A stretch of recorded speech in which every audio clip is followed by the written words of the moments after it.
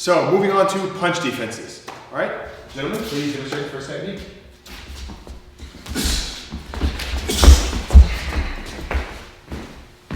A 360 defense. This is good for any type of haymaker punch. It's even good for if somebody has a knife, a screwdriver, a baton, as you'll see earlier or later on when we show you some stick defense and knife defense. Like I said before, I can show you one technique and put it in 100 different scenarios. That technique never changes. So, Justin comes in with a 360, let's just say a haymaker type punch. I'm going to simultaneously block and punch, defend myself at the same time. It's very important that when I do this, that my elbow is slightly above 90 degrees. I don't want it to be below 90 degrees because whatever he has in his hand, if he comes up, it could hit me. If he has a knife in his hand, it could hit me. I don't want to be overextended because if I'm overextended, it can come down and slice me. All right? I want to be right about 90 degrees. So he comes up, I see it, I immediately burst in. As you can see, I'm taking the fight to him. If he had anything in his hand, I want to stop that momentum. I want to get to him before he builds momentum up to where it's here, and now I'm weak. Right where the joint, because he's hitting me in my arm, and I'm weaker here. Versus him coming up, I see it, and boom, I explode in. From here, I immediately transition to what we call reference point 1, and I start delivering blows. Kicks to the groin, knees to the groin, and I can disengage. Or another option is, he comes up, I defend, I come to reference point 1, I soften him up until he's good and ready for me to take him down. And I can continue the fight here, hitting him in the face, in the groin, wherever. Okay, so one thing that I heard you mention several times is reference point 1. So can you please just explain to me and just break down what exactly reference point 1 is? As we showed earlier, the underhook. Okay? I want to be somewhere between the wrist and the elbow. Okay. Okay? With my underhook. My other hand is going to be on his trap. I like to grab the collar of his shirt because that seam right there is a great reference point for me. Oh, okay. Okay? So I literally just grab the seam of his shirt. I'm hooking this, locking his elbow out, as you can see, as you felt earlier, Chuck. See that? And then from here, I'm kicking or kneeing with my inside leg closest to him as I'm pulling him down towards me. Okay. This right here is reference point 1. Okay, so the grip is reference point 1 for that particular grip attack. This stance here is reference. This position right here is reference point 1. Okay. My elbow is down, and I'm keeping him away from being able to shoot it on me. Okay. And take me down. Okay, so that's reference point 1. Correct. Okay. Great. So, Justin, earlier I heard you saying that this technique or a similar technique was originally developed for police and military. Can you explain why? Yeah, so the outside attack that he's doing, a 360 we commonly call it, it's coming wide at me. Originally, their first thing is to defend that attack. And the reason being we're defending with our hands rather than a firearm is because I can't get to that firearm or baton or pepper spray quick enough. So initially I defend and I counterattack with a strike to disorient or stop that thought process. And that might buy me time to escape and then go to a weapon if I have one. I see. If he's coming in with a knife and he's attacking, there's no way I'll get my firearm out or another device or something in this situation faster than he can stab me multiple times. So I want to get that initial defense in as he comes in, boom, and then I can move out, go to my firearm or whatever I might have. Or I can stick with it and ground him and take him down and take away from him. So. Okay. That's really cool. And that's actually a really interesting point because it goes to show you that even if you like firearms, even if you like to carry firearms, why sometimes you still have to have some kind of martial arts training to defend yourself. Is because there may be opportunities where you may not be able to get to that firearm quickly enough. Okay? Very, very interesting point. Do you gentlemen mind if I give it a shot? So I noticed as you guys are doing this, you're using a vertical fist instead of a horizontal fist. Any particular advantages in having a vertical fist versus a horizontal? So there is a lot of them. The hand is in a much more stable position, so it's less likely to break some of the bones in the hand and injury. So it's less prone to injury when it's like that. The advantage that boxers and MMA people have like that when they turn it is it does generate a little bit more torque and power, The downside to it is it exposes the pinky and the ring finger a little bit more in that part of the hand. They have the benefit of wrapping their hands and wearing gloves and things like that, whereas we don't. We don't have the time to wait for that confrontation. Say, wait, let me put my gloves on and then come back to the fight. So we want to keep it upright a little bit more, so that way it's a little bit more stable and less susceptible to a boxer's fracture. Oh, okay. And just to add to that, it's more natural for a vertical punch. If you think about the human body, when we walk with our hands in a vertical punching position. When we run with our hands in a vertical punching position. When I drink a bottle of water, when I'm driving a car, this is natural to the human body to do this. People think this is natural because this is what you were taught as a young child. This is what you had repeatedly trained. Right, exactly. This is actually natural to the human body. Once again, Krav Maga, we do what's natural to the human body.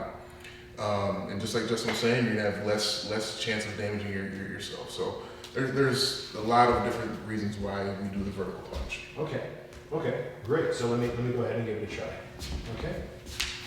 Boom, here. Okay. Now, actually, you had your hand open. Yes, and again, that goes back to what I was talking about earlier with the surface area. How when you talk about the stance, having your hands open, it's a surface area thing. Okay, you have more to protect your body versus just doing this. Because if you miss and I come over the top, I can still hit you or stab you in the face. Okay. If you have this, you're less likely to catch it and knock it out of the way. Does that make sense? That does. Okay. So one more question. As I'm doing this, now if I'm in this case, if I'm punching with my left, am I stepping in with? You said take the fight to them, right? Yes. So I want to step in with my left and drive my body forward as I'm doing that left punch. Then. Again, now look at your stance. Remember before I taught you your stance, you're always going to stay square to your opponent. So when you explode in, if I'm coming at Justin, I'm punching with my left hand.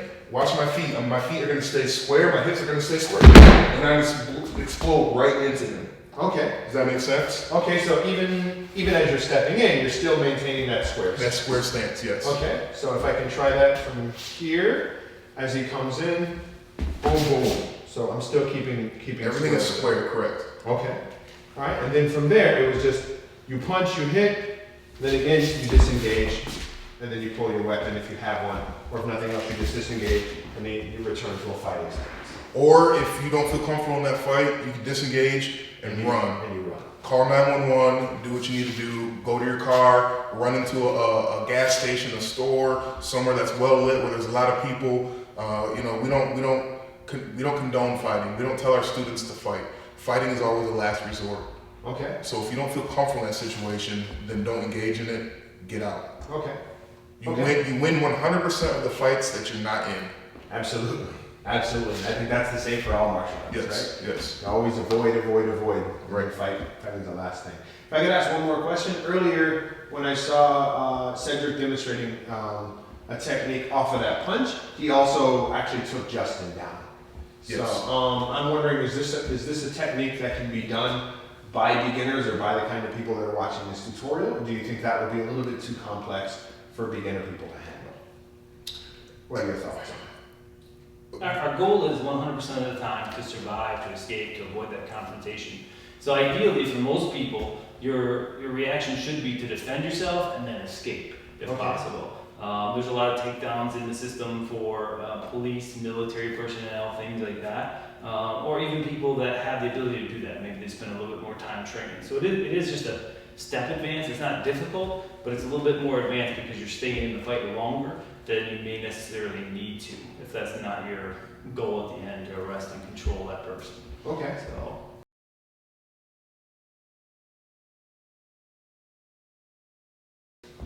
Okay, well, let's move on to the next punch, or the next kind of punch counter. Okay, so for this next punch defense, it's just going to be for a straight line attack. We went over the 360 defense, so that's for anything that comes from the outside. Those haymaker punches, those wild stabs. This time I'm talking about a straight line attack. It could be a straight punch, or it could have a knife in my hand and it's going to stab Justin. Justin's just going to do what we call an inside defense. So if I come and I punch at Justin, he's going to blade his body and redirect my arm away from him. And at the same time as he does that, he's going to explode in and attack.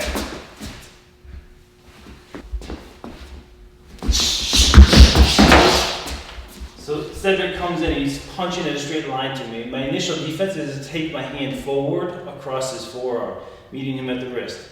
After I've redirected this, I'm bursting in and driving it down to control that arm. At the same time that I'm controlling it, I'm attacking, okay? Resetting that thought process. I attack as much or as little as I need to before I can then escape out of that place. The other thing that I noticed, if I can just comment on this technique as well, so if you could just demonstrate it one more time. So from there, the other thing that's noticed is as he pushes that down, you notice this arm is actually farther away as well. Yes. You know, so instead of doing something where, you might put that other arm right in harm's way, and pushing him off to the side like this, it's putting him in a position where it's actually it'd be difficult for him to punch, just because his body is pushed down this way. So that seems like that'd be another strong suit of this technique as well. Okay? So instantly he's coming forward. I'm just redirecting. I'm controlling and attacking. And then from that point, disengaging. Okay. If I need to continue attacking, I do. Okay. Okay. Great. So let me go ahead and just give this a shot. First of all, I can just do it on me so I can get a look at it. And then from there, I'll give it a shot. Boom, boom, boom. Now, if you notice how Justin, his hips and his feet stayed squared the entire time. He wasn't chasing him like this, or he wasn't, top heavy like this. He stayed square, almost like his feet were on railroad ties the entire time. Hip to hip, square to you. Okay. Okay. Great. So now let me go ahead and just give that a shot. Okay. So this way. Nice slide. Okay. So let me get in my proper stance here. Boom. Boom.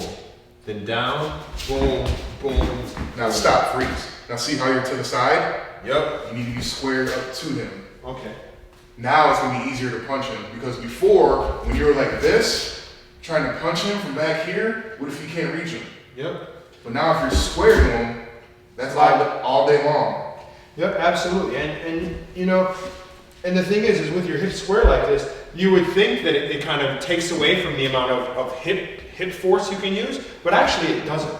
So even from here, you can still really just put your hips behind those punches, just like if you were doing your typical reverse hand punch in martial arts. It's a little bit shorter, it's a little bit tighter, but you can still actually get your hips in there. Okay, so let's try that just one more time. So from here, as he punches, boom, boom, boom, boom. Okay? Good.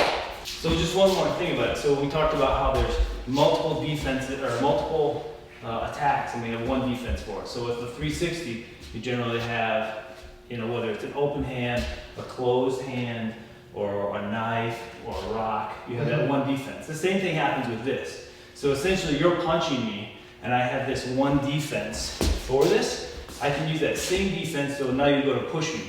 Okay. And I defend against it. You come in to choke me and I catch it early enough, I defend against it. So one defense for those multiple scenarios. Anything that comes straight line at me, I use that same defense for. Okay. So I've just got one more question. Let's say that same straight punch is coming up to your face instead of coming towards your chest. So I noticed when it was for your chest, it was very natural to force that down. Now, coming up to the head, that means a much greater distance that you need to push the arm down on. You still use the same technique? Same technique, but not necessarily, may not go that far down. So as it comes at my head, as you do it here, I may just be here and then drive it. I'm aiming to drive this into you here. Where the rest of it goes is up to you. Okay. Gotcha. All right. Very cool. Okay, so now let's move on to the next punching technique. Let's see, I want to ask you guys, what kind of defense do you have against uppercuts? Because, you've all seen that thing where two guys, they're up close like this, and then, sometimes they might go for an elbow, sometimes they might go for the place here, but other times you'll see somebody grab and then go for this kind of an uppercut to the stomach.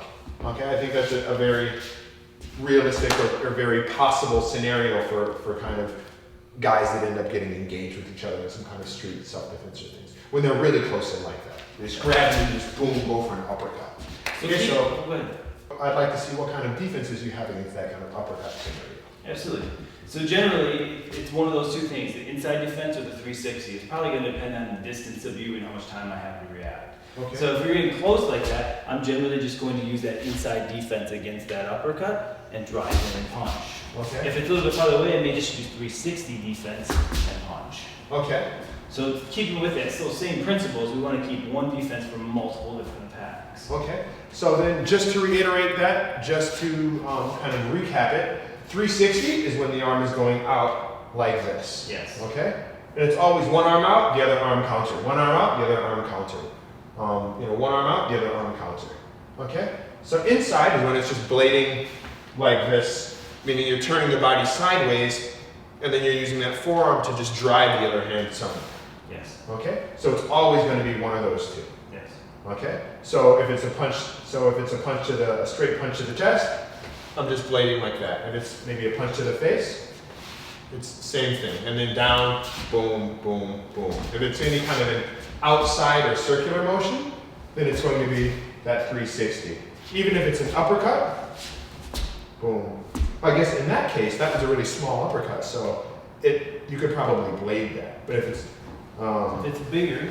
bigger, same thing, 360. If it's small, boom, then you blade it. Okay? Okay? Very cool.